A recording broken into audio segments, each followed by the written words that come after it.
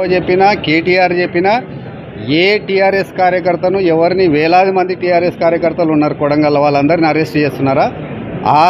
ఆ ఇన్సిడెంట్లో ఎవరెవరికి భాగస్వామ్యం ఉందో వాళ్ళని మాత్రం తప్పకుండా ఆ టీఆర్ఎస్ కార్యకర్త కావచ్చు, ఇంకెవరైనా కావచ్చు, ఏ అసాంఘిక శక్తి అయినా కానీ వదిలిపెట్టే ప్రసక్తి లేదు. గ్రామాలలో ఇంటర్నెట్ సర్వీస్ తీయడం కానీ, అక్కడ తాండావాసులను భయభ్రాంతులకు గురి చేయడం కానీ మీరు ఎలా చూస్తారు సార్? భయభ్రాంతులకు గురి చేయడానికి ఏముంది? ఎవరంతకు వాళ్ళు స్వేచ్ఛగా ఉన్నారు. అరెస్టులు ఎలా చూస్తారు? అరెస్టులను ఖచ్చితంగా అరెస్ట్ చేయాల్సిందే. ఎవరికైతే పాత్ర ఉందో వాళ్ళని తప్పకుండా అరెస్ట్ చేయాలి. ఎందుకు చేయదు?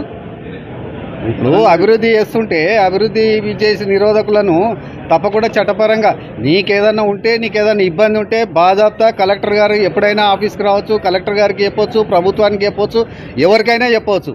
కానీ దాని ముసుగుల మేము దాడులు చేస్తాము, అధికారులను భయపెట్టిస్తాము, కలెక్టర్ను కొడతాము, చంపుతాము అనే విధంగా మీరు ఒక్కసారి గమనించండి, వీడియోలు చూడండి.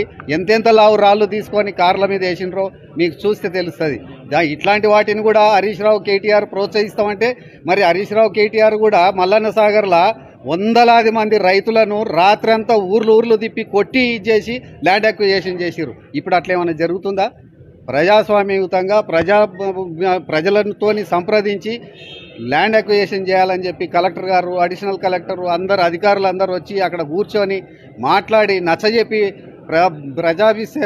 ప్రజాభిప్రాయ సేకరణ చేసి భూములు తీసుకుందామని చెప్పి ప్రభుత్వం ఒక దిక్కు ఆలోచన చేస్తుంటే ఇట్లాంటి కుట్రలు చేసి వీళ్ళందరూ హరీష్ రావు, కేటీఆర్ వీళ్ళందరూ అడ్డగోలుగా డబ్బులు పంపించి, దోసుక తిన్న డబ్బులని పంపించి కార్యకర్తలను రెచ్చగొట్టి, అమాయకులను రెచ్చగొట్టి వాళ్ళను మరి ఇట్లా రౌడీలుగా చిత్రీకరించే విధంగా వాళ్ళు తయారు చేస్తున్నారు వాళ్ళను. ఇది మంచి పద్ధతి కాదు. కడా చైర్మన్ వెంకటరెడ్డి గారి పరిస్థితి ఎలా ఉంది? మీరు పరామర్శించారా? అసలు కలెక్టర్ గారు ఏం చెప్పారు? కడా వెంకటరెడ్డి గారి ఆరోగ్యం మంచిగా ఉంది. నేను ఫోన్లో మాట్లాడినా ఆయన ఇంట్లో డాక్టర్స్ ఇంట్లో రెస్ట్ తీసుకోమని చెప్పిండ్రు. వారికి కొంత ట్రీట్మెంట్ కూడా జరుగుతుంది. వారి చెవికి మరి దెబ్బ తగిలింది, దానికి కూడా ట్రీట్మెంట్ జరుగుతుంది. ఆయన ఇంట్లో రెస్ట్ తీసుకుంటున్నాడు.